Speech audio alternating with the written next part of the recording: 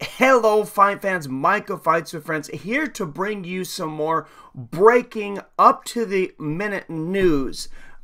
Everybody, please hit that like button. If you're new here, please hit that subscribe button. Don't forget to ring that bell so you're notified whenever I post a new video or go live, like for pretty much every major combat event. So why are we talking about this gentleman over here again, Jonathan Bones Jones? Let's go into that. This is what I woke up to this morning. This is a Sure Dog report. According to a report from Albuquerque-based station KRQE, a cocktail waitress from TD's Eubank showgirl called police to her home and accused Jones. These are all accusations, but these are, TD's Eubank Show Club. Called police to her home and accused Jones of slapping her, pulling her down to his lap, and kissing her on the neck. She also alleged that Jones put her in a chokehold and picked her up and continued to touch her after she asked him to stop. My God, I hope this is not true. These are horrible allegations. Assaulting people, whether it's a strip club, it doesn't matter where it is. The fact that it's a strip club, that really doesn't make any difference to me. And these girls really are more vulnerable than most. And you have a big MMA fighter allegedly, grabbing you, slapping you, and God forbid if you put her in a chokehold. I really hope not, but that's the report from this young lady at this moment. Jones repeatedly failed to show up for an arraignment. He has a history of that, of course, for the battery charge in June, and a bench warrant was issued. Jackson Wink, MMA spokesman, claims that Jones was unaware of the warrant until he was contacted by KRQE, because I guess it's usually, TV and radio stations that inform you that you have warrants out for your arrest. The police, they don't generally get into that kind of thing. UFC light heavyweight champion paid a $300 cash bond in Albuquerque Metro Court on Sunday, and the warrant was lifted. Here's one of the big things. So this arraignment for his battery charge was in June. A bench warrant was issued for his arrest. So obviously a lot of people knew about this. For those of you that don't remember, Jon Jones just fought on July 6th. So when he was fighting Thiago Santos, when we were all watching him inside that cage, watch Thiago Santos, he was in there illegally. He had a warrant for his arrest. He was evading his arrest, and he was off in Las Vegas fighting in front of all of us. How in the world does this happen? I have no idea.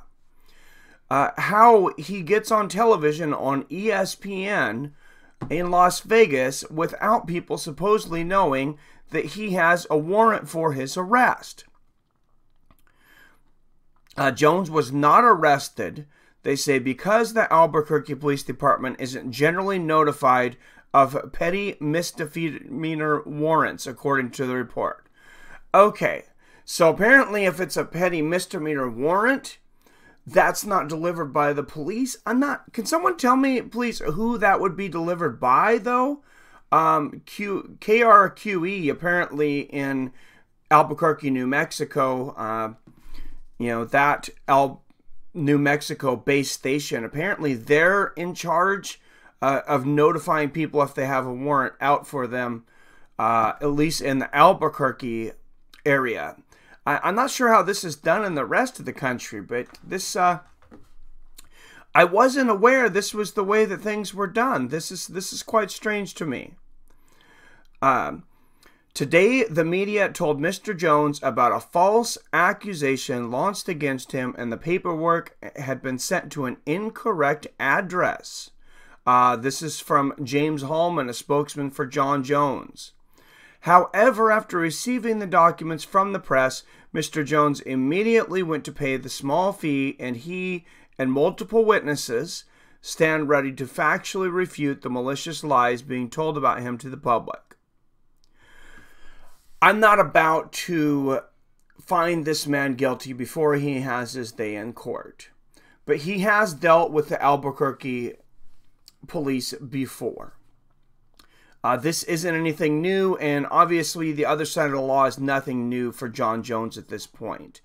In 2015 in Albuquerque, of course, Jon Jones famously crashed into a pregnant woman, fled the scene. At that time, he was stripped of his light heavyweight title. He ultimately pleaded guilty and was sentenced to 8 months probation. In March of 2016, Jones was cited for drag racing. This is also in Albuquerque, having a modified exhaust, swerving between lanes, exhibitionist driving, and obscuring the license plate's registration. After being pulled over, Jones berated the police officer, Jason Brown, calling him an effing liar and a pig. He reached a plea deal in that case and was sentenced to 60 hours of community service and ordered to complete aggressive driving school.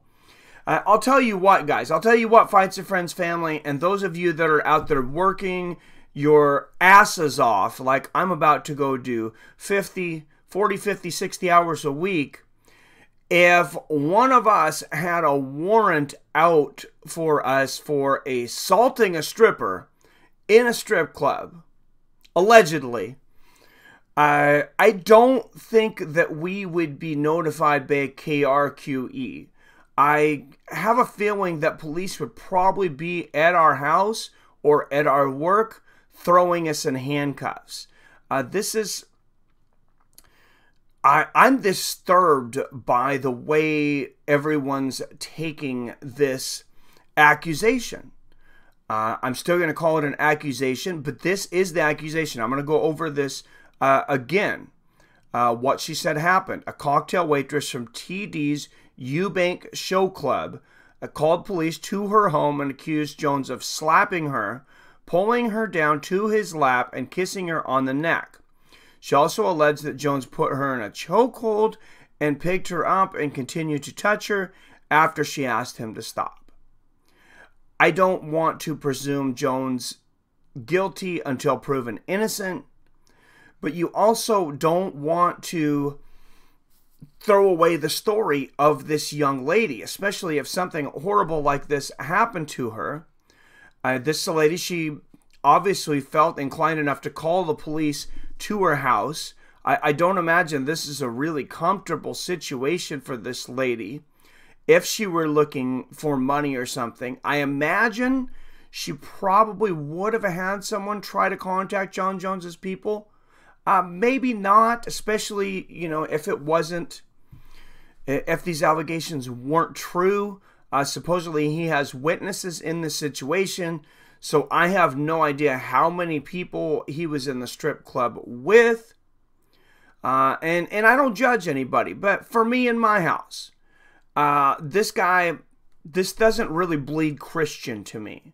And for me in my house, after I'm done from work, I am at home spending time with my family. I might be posting some videos, might be going live with you guys, but I'm at home with my family. I got a wife and 2 kids. I got a very similar situation to Mr. Jonathan Jones. And I'm not out at strip clubs drinking and, doing whatever to this cocktail waitress. I don't know what it is he's going to say exactly that he did, but I'm sure he did more than just, give her a dirty look.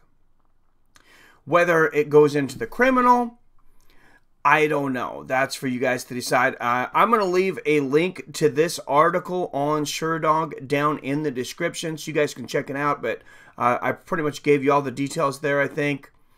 I am still awaiting YouTube's decision on the UFC suspension, that I've been wrongfully suspended, so please continue to support us, watch our videos, share our live streams from other channel, and please help Fights with Friends keep going, because I'm worried right now. I'm bleeding money. I'm not making anything, and this is, I could really use your guys' help, and you guys always come through. So as always, make sure and follow me at Fights with Friends at Fights W Friends on Twitter. I'll leave a link to our Facebook group down below. Guys, as always, I love you. I respect you. And have your asses a fine Monday.